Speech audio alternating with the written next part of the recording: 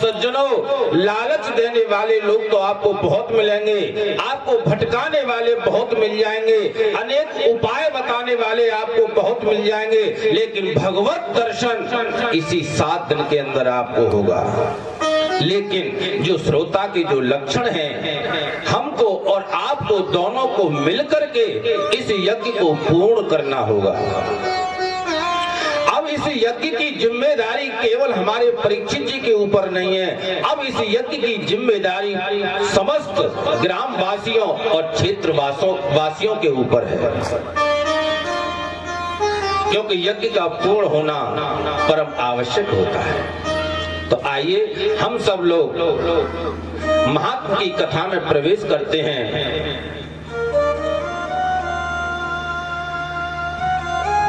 और जो लोग कहते हैं कि अंधविश्वास, एक शब्द आता है अंधविश्वास। सज्जनों,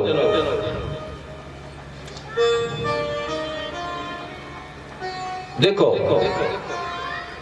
एक कमरे में बहुत अंधेरा है और उसमें जाके एक बल्ब जला दो, क्या फिर आपको वो अंधेरा दिखेगा? नहीं दिखेगा। इसका अर्थ ये हुआ कि हमारे जीवन में जब तक दुख है, जब तक हमारे जीवन में अज्ञान है, और जब अज्ञान रूपी पर्दा जब हट जाएगा, जब ज्ञान का जब प्रकाश हो जाएगा, तो हमारे जीवन के सब दुख दूर हो जाएंगे। अभी हमारे कमरे में कुछ अंधेरा है और उस अंधेरे के कारण ही हम दुखी होते हैं, और उस अंधेरे के कारण ही हम भटक जाते हैं। और सज्जनों,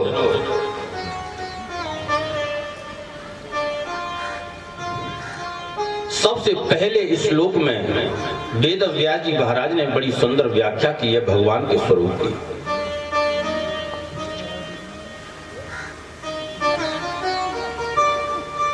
और देखिए, इसी श्लोक में एक बहुत अच्छा समाधान है आज आप लोगों के लिए। आजकल आपने देखा होगा टीवी पर एक शब्द बहुत गूंज रहा है, सनातन। सनातन कहते किसको है? सज्जनों, सनातन उसको कहते हैं जो सदा सत्य रहे, उसका नाम है सनातन।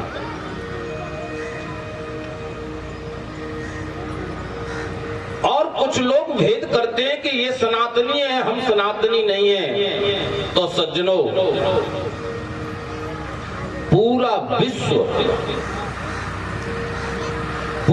विश्व जितनी 84 लाख योनि है हमारे यहाँ, सब सनातनी है। ये मैं नहीं कह रहा हूं, ये भागवत कहती है। हमारे पृथ्वी पर जितने जीव हैं वो सब सनातनी हैं। आप ध्यान देना, सबसे पहला जो भागवत का श्लोक है, सच्चिदानंद रूपाय विश्वोत्पत्त्याद हेतवे। और इस श्लोक का अर्थ जिसने अपने जीवन में समझ लिया, समझ लो उसका जीवन आनंदमय हो गया। कहते हैं सच्चिदानंद रूपाय, भगवान का रूप क्या है? अगर हमें कहीं भगवान मिल जाएं तो कैसे पहचानेंगे हम? उनका स्वरूप क्या है? अच्छा, रूप तो अनेक होते हैं लेकिन स्वरूप एक ही होता है। तो कहते हैं सच्चिदानंद रूपाय,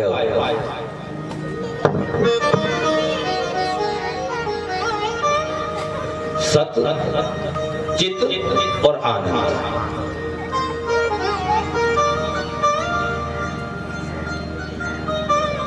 तो सज्जनों, सत कहते हैं सत्य को, सत माने सत्य, और सत्य उसको कहते हैं जो कभी नष्ट न होता हो, उसे कहते हैं सत्य।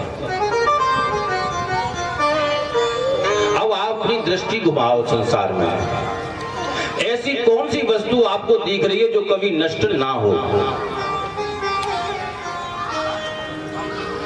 और जो चीज बनी है, जिसका जन्म हुआ है, उसका मरण जरूर होगा, और जो बनी है वो नष्ट एक दिन जरूर होगी। लेकिन ऐसी कौन सी चीज है जो कभी नष्ट नहीं होती है किसी युग में भी, और वो हमेशा बच जाती है? वो है सत्य। सत्य कभी नष्ट नहीं होता है। तो भगवान का पहला स्वरूप क्या है? सत्य। और दूसरा चिद। चिद कहते हैं ज्ञान को, प्रकाश को। भगवान का कैसा स्वरूप है? वो स्वयं प्रकाशमय है। देखो, यही अंतर है जीव और ईश्वर में। तुमको अगर अभी कोई पुस्तक पढ़नी हो तो आपको बल्ब जलाना पड़ेगा, आपको लाइट की आवश्यकता पड़ेगी। लेकिन वो जो परमात्मा है वो स्वयं प्रकाश स्वरूप है, उसे किसी के प्रकाश की कोई आवश्यकता नहीं है। तो भगवान के दो स्वरूप हुए, एक सत्य और दूसरा चित्त, और तीसरा है आनंद। देखो, आनंद भगवान को कहते हैं, आनंद भगवान का नाम है। और जैसे कहता है व्यक्ति कि आज हमने बहुत सुंदर रबड़ी खाई, आनंद आ गया। नहीं, वो आनंद नहीं है, वो जीव का स्वाद है। आज हमारे यहाँ बहुत सुंदर भोजन बना, आनंद आ गया, वो आनंद नहीं है, वो जीव का स्वाद है। आनंद सज्जनों उसको कहते हैं जो कभी नष्ट ना होता हो, एक समान रहता हो। जैसे देखो, यहाँ जितने लोग बैठे हैं, क्या किसी की सामर्थ्य है कि कभी 24 घंटा एक ही मुद्रा में प्रसन्नता से रह सकता हो? नहीं रह सकता। कभी व्यक्ति रोता है, कभी हंसता है, कभी नाचता है। लेकिन वो जो सत्य है और जो चित्त है वो हमेशा आनंद में रहता है, इसलिए उसका नाम आनंद है। वो दुख में कभी दुखी नहीं होता और सुख में कभी सुखी नहीं होता, उसका नाम आनंद है। अच्छा, आपसे देखिए, सत चित आनंद,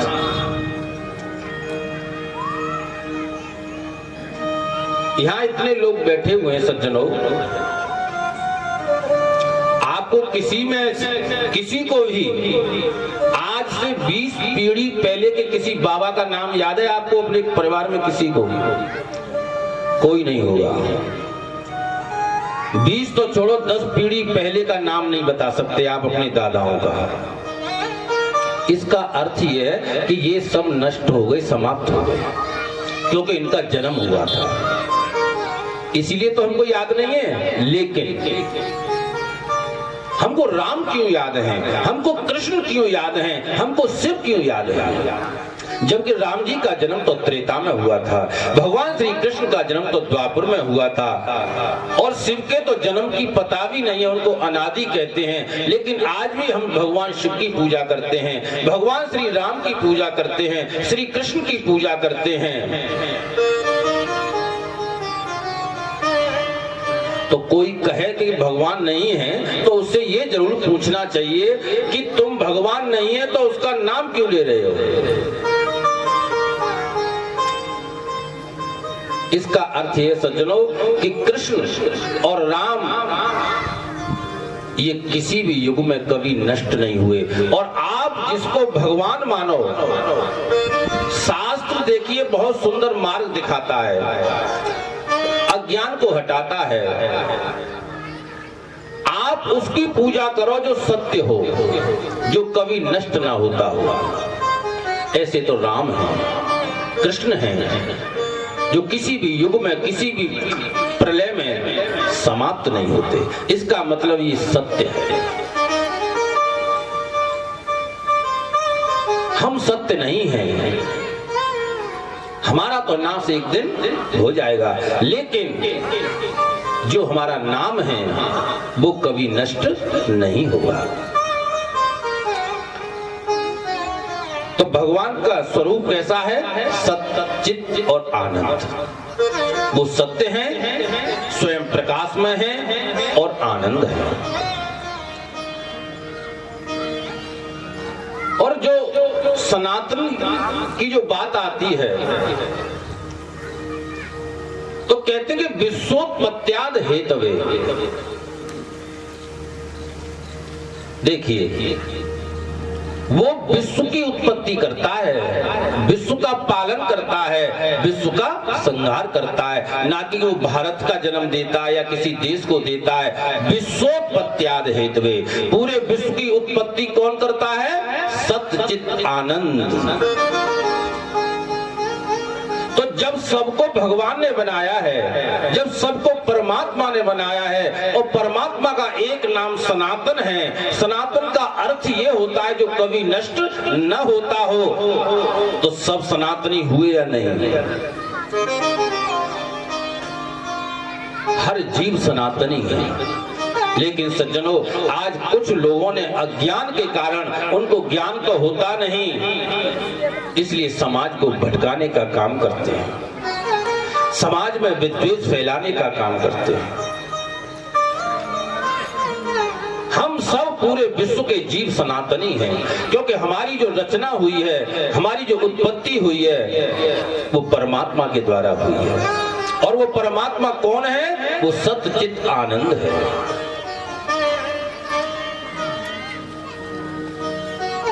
बोली गोविंद भगवान की, बोली द्वारकाधीश भगवान की।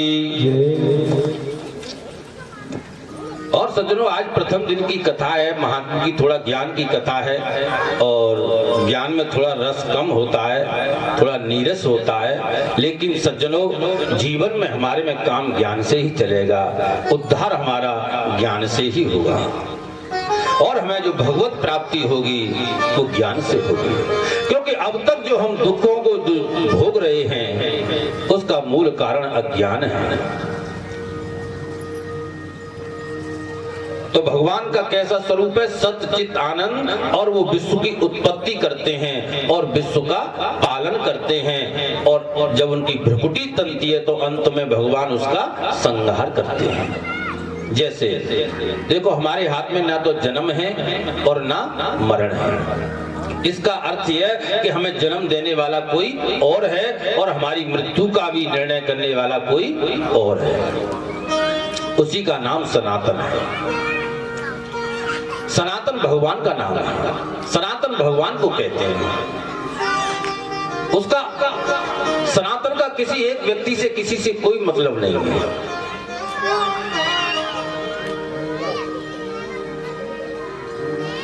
और सबसे बड़ी बात यह सज्जनों, आगे कहते हैं कि तापत्रय विनाशाय श्री कृष्णाय वयम नमः।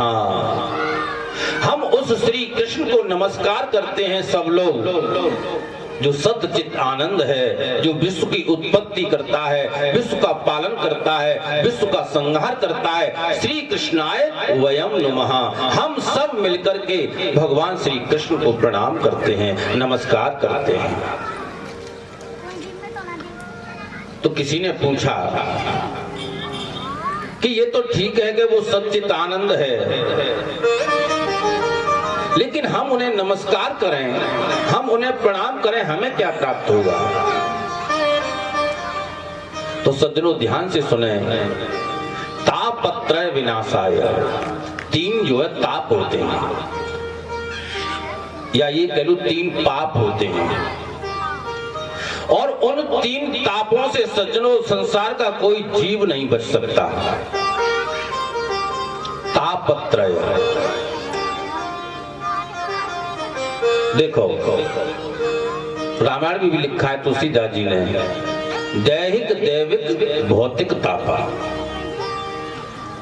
देखो 3 प्रकार के पाप होते हैं,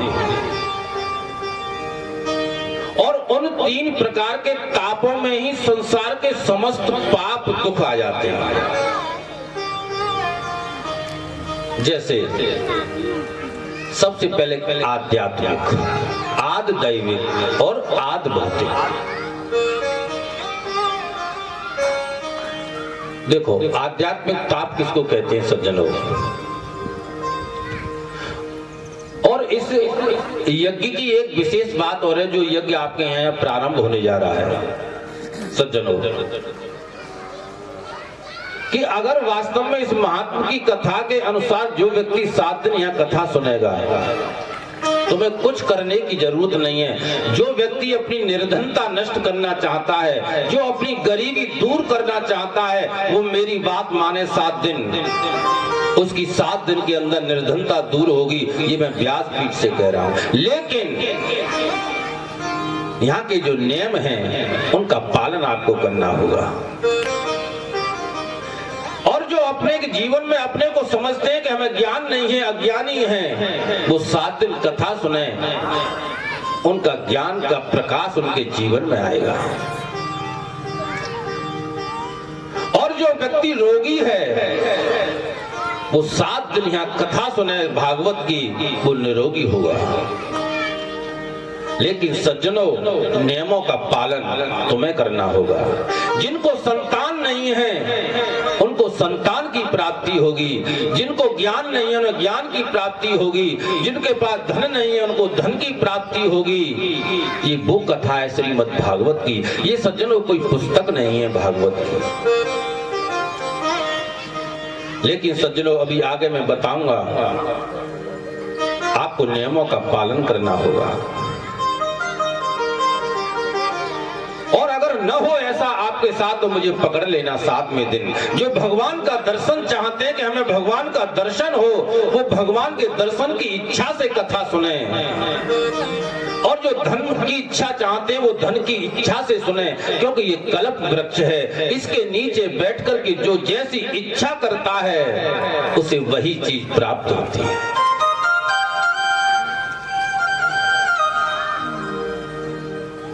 इसलिए सज्जनों, वेद व्यास जी कहते हैं कि तापत्रय विनाशाय।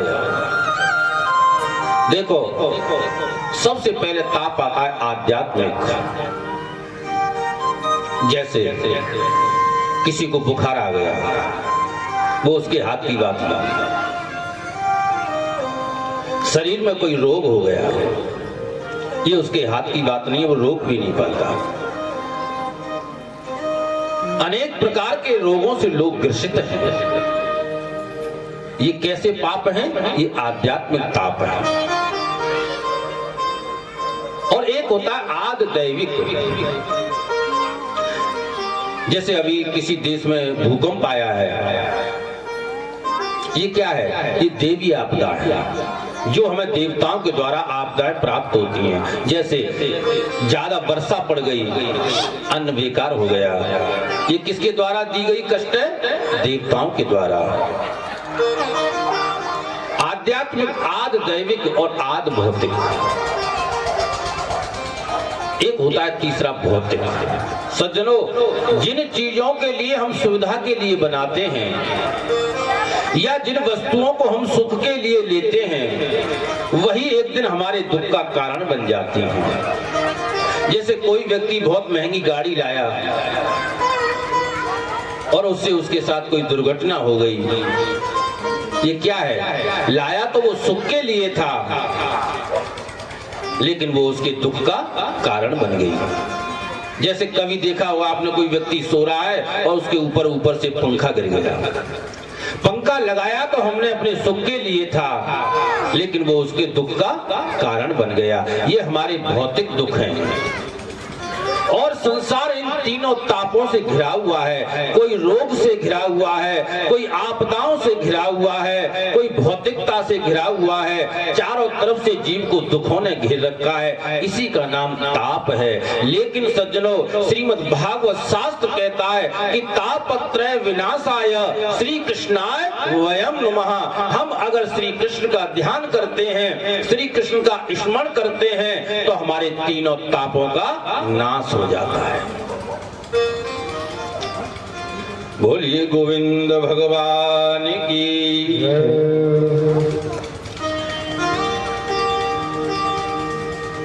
तो अगर अभी आपसे कोई पूछे कि परमात्मा का दर्शन हमें कराओ, तो आप उन्हें बताना कि परमात्मा का सबसे पहला स्वरूप है सत्य, वो कभी नष्ट नहीं होता है और हम सब संसार के जीव नष्ट हो जाते हैं और उसका प्रमाण है कृष्ण और राम।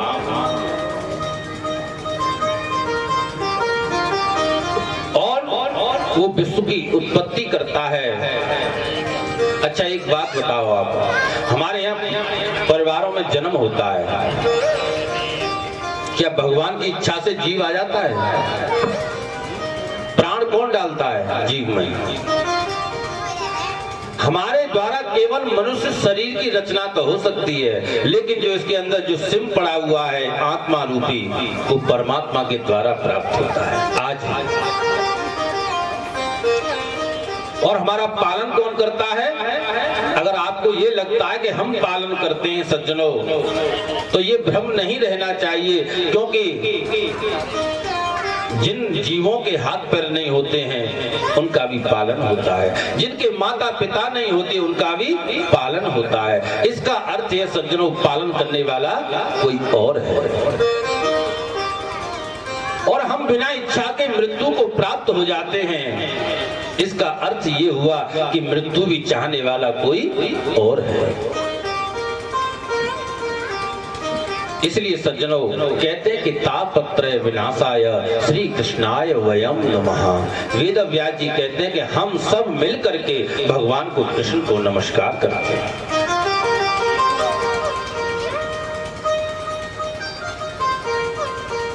वेद व्यास जी ने दूसरे श्लोक में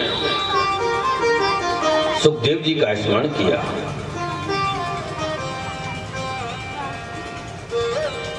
यं प्रव्रजन्तमनुपेतमपेति कृत्यं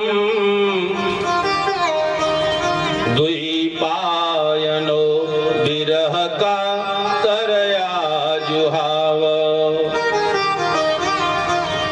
पुत्रेति तन्मयतया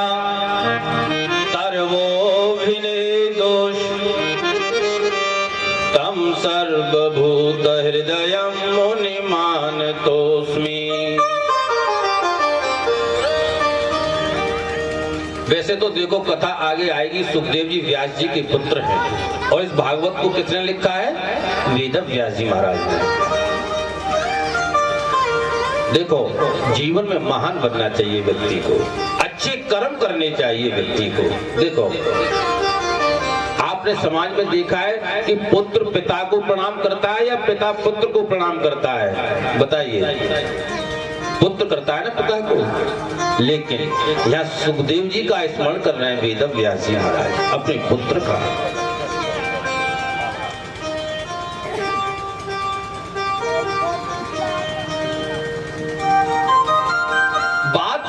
अब लोगों को पुत्र का अर्थ बस केवल इतना पता है, बोले कैसे भी हमारा वंश चल जाए। तुम नाम नरकाय जायते इति पुत्रः, जिनके पुत्र हो जाता है उनको नरक नहीं जाना पड़ता। पुत्र का अर्थ ये है। क्यों? कि पुत्र बाद में अपने पितरों का श्राद्ध तर्पण समय समय पर सम्मान करता है। और आज वेद व्यास जी महाराज देखिए, उनका पुत्र कितना महान है, तपस्वी है, जो सबसे पहले स्मरण अपने पुत्र सुखदेव का करते हैं।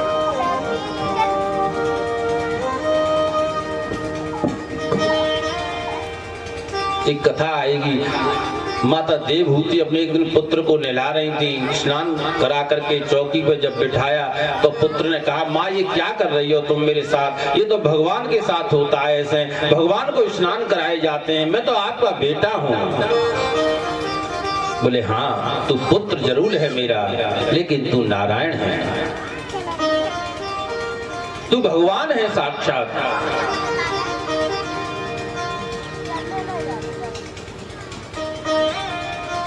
और कैसे सुखदेव जी का स्मरण करते हैं, जो जन्म लेते ही जो जंगल को चले गए, और उनके जो पिता हैं व्यास जी, वो पीछे पीछे दौड़ रहे हैं, पुत्र पुत्र रुक जा, अरे बेटा रुक जाओ। तो पुत्र ने तो उत्तर नहीं दिया, लेकिन वृक्षों ने उत्तर दिया। अरे व्यास जी आप किसके पीछे दौड़ रहे हो? बोले ये अभी अभी मेरे बेटा ने जन्म लिया है, मेरे पुत्र ने, और ये सीधा जंगल को जा रहा है, इसलिए मैं इसे रोकना चाहता हूँ। बोले नहीं व्यास जी, ये केवल तुम्हारे ही पुत्र नहीं है। बोले सर्वभूत हृदयम मुनि मानतोस्मि, ये तो परम राज्यकाचार परम हंस हैं, भगवान हैं, ये तो सबके हृदय में निवास करने वाले सुखदेव जी महाराज हैं। ऐसे सुखदेव जी महाराज का वेद व्यास जी महाराज स्मरण करते हैं। हम लोग भी भगवान को प्रणाम करें। बोलिए सुखदेव जी महाराज की।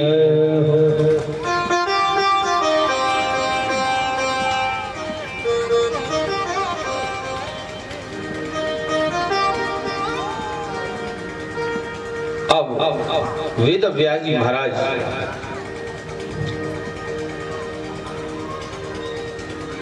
सज्जनों, एक स्थान है हमारे यहाँ नैमिषारण्य, सीतापुर के पास पड़ता है नैमिषारण्य। तो इसका नाम जो नैमिषारण्य है, नैमी कहते हैं मन को, नैमी माने मन, और अरण्य कहते हैं जंगल को। जहां हमारे मन की गति जाकर के रुक जाए उसको कहते हैं नैमिषारण्य। एक बार सज्जनों देखो, हम लोग तो कथा सुनने में भी थोड़ा मन कम लगता है, और हमारे ऋषि मुनियों ने हमारे लिए कितना किया है, ये अगर जिस दिन हम सोचेंगे आपको आनंद की प्राप्ति हो जाएगी। एक बार 88,000 ऋषि एकत्रित हुए और भगवान विष्णु के पास गए, और भगवान विष्णु से जाकर के कहा, बोले प्रभु ऐसा कोई स्थान बताइए जहां हम 88,000 ऋषि इकट्ठे होकर के एक जगह ज्ञान की चर्चा कर सकें, एक ज्ञान सत्र चलाना चाहते हैं।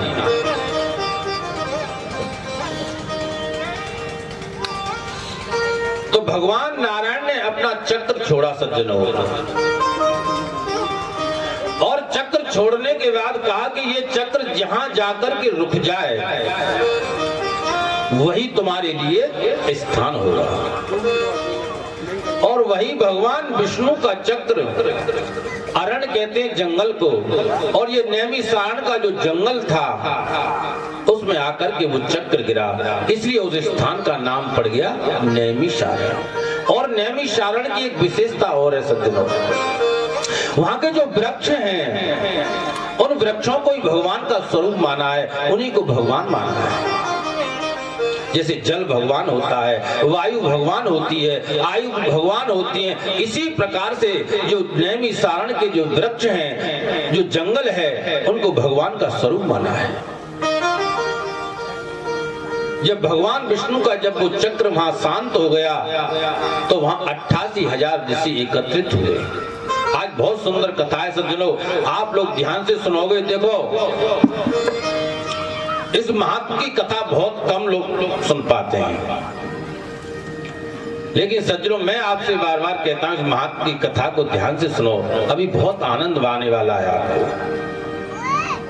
बोलिए गोविंद भगवान की जय, बोलिए वेद व्यास जी महाराज की जय। आइए 2 मिनट भगवान का प्रेम से संगीत है। श्रीमन नारायण नारायण नारायण,